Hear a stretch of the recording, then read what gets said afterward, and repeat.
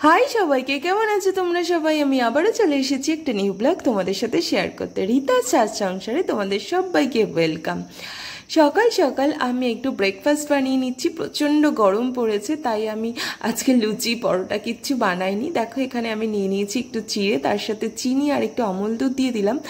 আর এই কালাকাঁদটা আমি কালকে রাত্রে বানিয়েছিলাম, আর কালাকাঁদের সাইডের টুকরোগুলো এর মধ্যে আমি অ্যাড করে দিলাম। ওপর দিয়ে দিলাম বাদাম কুচি। যদি দেওয়া হয় তাহলে মুখের মধ্যে পড়লে খুব ভালো লাগে খেতে। তোমরা চাইলে কিছু আমও এর মধ্যে অ্যাড করতে পারো, বাট আমি আম খেতে মানে এইটার সাথে খেতে ভালোবাসি না, তাই আমি এর মধ্যে আম দিইনি। এটাকে ভালো করে আমি মিক্সড করে নিচ্ছি। ব্যাস রেডি হয়ে গেল হেলদি ব্রেকফাস্ট। এটা কিন্তু ভীষণ ভালো, এটা অনেকক্ষণ ভরে থাকবে, আর যেহেতু গরম তাই গরমের সময় এটা খুব হেলদি।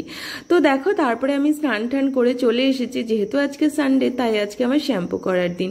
তো আমি চুলটা শ্যাম্পু করে নিয়েছি, আর এই চুলটাকে ভালো করে জলটাকে আমি ঝরিয়ে নিলাম। তারপরে আমি চলে এসেছি ঠাকুর ঘরে। দেখো এখানে আমি ঠাকুর পুজো করে নিলাম, আর এদিকে আমি ভোলে বাবার মাথায় একটু জল আর একটু দুধ ঢেলে নিলাম। ব্যাস আমার পুজো কমপ্লিট হয়ে গেছে।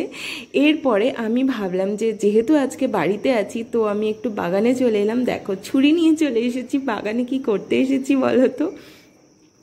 দেখো হেঁটে হেঁটে যাচ্ছি, ওই দিকে আমাদের আছে কলা গাছ। এই যে কলা পাতা আমি পারবো আজকে ভাবলাম যে বাড়িতে যেহেতু আছি তাই একটু কলা পাতায় আজকে খাবো। আমার তো কলা পাতায় খেতে ভীষণ ভালো লাগে। যখনই বাড়িতে থাকি আর টাইম পাই তখনই আমি কলা পাতায় খাই। আর আমার হাজব্যান্ডও কলা পাতায় খেতে ভীষণ ভালোবাসে। আর ভালোবাসার থেকেও বেশি হচ্ছে কলা পাতা না সত্যিই খুব উপকারী। আগের দিনে দেখবে সবাই কিন্তু কলা পাতাতেই খেত। আর গ্রামের দিকের কিছু জিনিস আছে যেগুলো সত্যি মানে কোনো কুসংস্কার নয়, যেগুলো সত্যি আগের দিনের বয়স্করা খুব ভালো জানতো। তার মধ্যে কিছু না কিছু গুণ তো থাকেই, ওরা যেই কথাগুলো বলে। এদিকে দেখো গাছ থেকে আমি লেবু পেড়ে নিলাম, সেটা দুপুরবেলা খাওয়া হবে ভাতের সাথে। আর তো অনেকটা টাইম ছিল, এখনও দুপুর হয়নি, 12:30 মতো বাজে। তো ভাবলাম ঘরে আম আছে, তাহলে একটু আম মাখা করি। দুপুর যেন আম মাখা খেতে খুব ভালো লাগে, মানে আমি খুব আচার টক এসব খেতে ভালোবাসি। তো এই দেখো আমটা আমি ছুলে নিয়েছি, এবার একটা কুচানির সাহায্যে এটাকে ভালো করে কুড়িয়ে নিতে হবে। তারপরে আমি আবার একটু বাইরে চলে গেছিলাম লেবু পাতা পাড়তে। লেবু পাতার গন্ধটা না খুব দারুণ লাগে। আর আম পাতা যে কোনো মানে মাখা খেতে তার মধ্যে যদি লেবু পাতা দেওয়া হয় তাহলে খুব ভালো টেস্টি আসে। এটা ছিল প্রচণ্ড টক, সেই জন্য একটু চিনি দিয়ে নিলাম। তারপরে দিয়ে দিয়েছি একটু বিট নুন, আর সাথে কাঁচা লঙ্কা অ্যাড করছি, আর লেবু পাতা দিয়ে দিলাম, আর দিয়ে দিলাম কাসুন্দি। এবার গাছ থেকে পাড়া একটু লেবু এর মধ্যে অ্যাড করে দিলাম। কাঁচা লঙ্কার পরিবর্তে শুকনো লঙ্কা তোমরা দিতে পারো, আর চাইলে চিনিটাও অ্যাভয়েড করতে পারো, কিন্তু শুকনো লঙ্কা না খুব খারাপ খাওয়া, পেট জ্বালা করে খেলে, ওই জন্য আমি কাঁচা লঙ্কাই দিলাম। দেখো তারপরে এই কাঁচা লঙ্কাটাকে ভালো করে মেখে নিলাম। মেখে এবার আমটাকে চটকে মেখে নিচ্ছি। আহা, দেখেই মনে হচ্ছে মানে জিভে জল চলে আসছে, মনে হচ্ছে কখন খাবো। আমি জানি তোমাদেরও সবার জিভে জল নিশ্চয়ই আসছে, কারণ টক দেখলে সবারই জিভে জল চলে আসে। আর এই দেখো আম মাখাটা কমপ্লিট হয়ে গেছে। এবার এটাকে আমি একটু টেস্ট করব, খেয়ে দেখে বলছি। দারুণ হয়েছিল আম মাখাটা খেতে। তোমরাও এখান থেকে সবাই একটু একটু করে নিয়ে খেয়ে নেবে। আম মাখা যখন খাওয়া হয়ে গেল তারপরে একটু আমরা বসেছিলাম। তারপরে এদিকে মধু কাকিমা তো রান্না করছিল, রান্নাও কমপ্লিট হয়ে গেছে। এরপরে আমি দেখো ভাতটা রেডি করে নিয়েছি, কলা পাতার ভাতটা দিয়ে দিয়েছি। এর সাথে আমি দিয়ে দিলাম একটু টমেটো আর একটু পেঁয়াজ, আর তার সাথে সেই গাছ থেকে পেড়ে আনা লেবুটা। তারপরে দিলাম একটু কাঁচা লঙ্কা। যেহেতু সানডে তাই সানডেতে আমাদের বাড়িতে চিকেনই হয়, আর আমার হাজব্যান্ড আর আমি মাটন খাই না, তো চিকেন হয়েছিল আমাদের জন্য। আর এদিকে দেখো মাছের মাথা দিয়ে হয়েছিল পুঁই শাক, আর হয়েছিল উচ্ছে দিয়ে এই ডালটা হয়েছিল। গরমের দিনে মানে উচ্ছের ডাল বা টক ডালটাই না বেস্ট। আর সাথে হয়েছিল আমের চাটনি। ওয়াও, দারুণ কম্বিনেশন। আর এখানে দেখো আমি দিয়ে দিলাম জল। গ্লাসেই না, সবসময় জল খাওয়া উচিত, বোতলে একদম জল খাওয়া উচিত নয়। তো দেখো আমার খাবার দাবার রেডি করা হয়ে গেছে, ডেকে দিলাম খেতে বসার জন্য। আর দেখো আমি নিজেও খেতে বসে গেছি। এই যে আমাদের দুপুরে খাওয়া দাওয়া চলছে, খাওয়া দাওয়া প্রায় কমপ্লিট হয়ে গেছে। এরপরে আমি কিছুক্ষণ রেস্ট নিয়ে তারপরে না একটু দুপুর মানে 3-4টের সময় দেখো আমি আলুগুলো সেদ্ধ করে রেখেছিলাম দুপুরে। তো আমি আলুগুলো নিয়ে নিয়েছি স্ম্যাশ করার জন্য।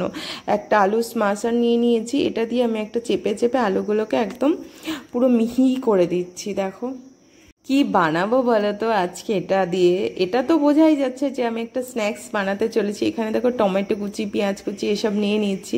কড়াইতে এগুলো দিয়ে টমেটো পেঁয়াজ দিয়ে একটু নুন, হলুদ, এখানে কাশ্মীরি মির্চ আর একটু জিরে, ধনের গুঁড়ো আর মিট মশলা, গরম মশলা আর চাট মশলা এসব দিয়ে একটুখানি আমি সেদ্ধ হতে দিলাম। দেখো এর মধ্যে এবার আলুটা দিয়ে দিলেই আমার পুরো রেডি হয়ে যাবে। আর এইদিকে আমি নিয়ে নিয়েছি পাউরুটি।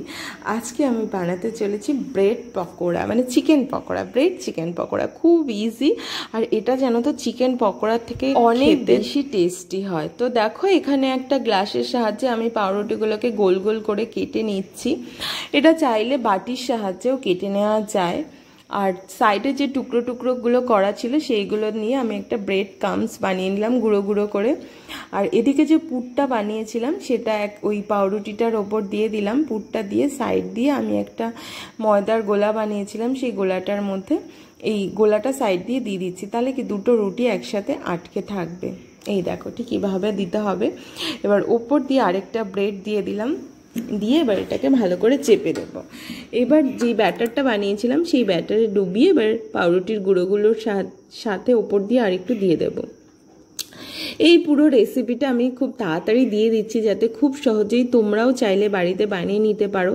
কেন কি না জানো তো, বাইরে যে মানে যেই তেলে ভাজাগুলো আমরা ফাস্ট ফুডগুলো খাই সব থেকে বেশি ক্ষতিকারক হচ্ছে ওই তেলটা কি বলো তো, একটা তেল মানে একবার যদি তুমি তেল নাও তাহলে দুবার তেলে ওই তেলটাতে ভাজা যায়, কিন্তু তারপর 3, 4 বার 5 বার যদি ওই তেলটাতে ফ্রাই করা হয় তাহলে সেটা পুরো বিষ হয়ে যায়। সেই জন্য আমরা চেষ্টা করি মানে খুব কম খাওয়ার। মাঝে সাঝে খুব যদি ইচ্ছে হয় 2-1 দিন ওই চপ টপ খাওয়া হয়। তাছাড়া বাইরেই যদি করে তুমি খেতে পারো সেটা কিন্তু ভীষণ হেলদি হয়, এটা কিন্তু কোনো ক্ষতি করবে না।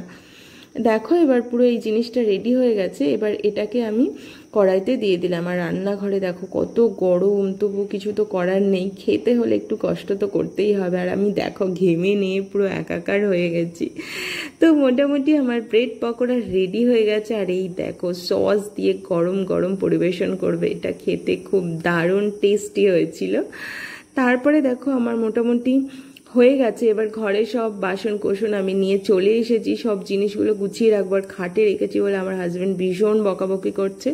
এই দেখো আলমারিটার কি অবস্থা। এবার সব জিনিসগুলোকে আমি ভালো করে গুছিয়ে রেখেছি।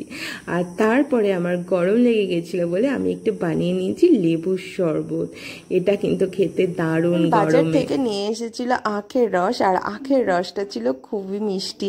আর এই গরমে আখের রস খাওয়া কিন্তু শরীরের পক্ষে ভীষণ ভালো। তারপরে আমি সন্ধ্যাবেলা ওকে করে দিয়েছিলাম লিকার চা, আর বাজার থেকে এনেছিল তালের শাঁস। তাও তালের শাঁসটাও ভীষণ মিষ্টি ছিল। দেখো তালের শাঁসটা খুলে নিয়েছি। আজকের ব্লগটা ছিল এইটুকুনি। দেখা হচ্ছে খুব তাড়াতাড়ি একটা নতুন ব্লগ নিয়ে আসছি। ততদিন অবধি তোমরা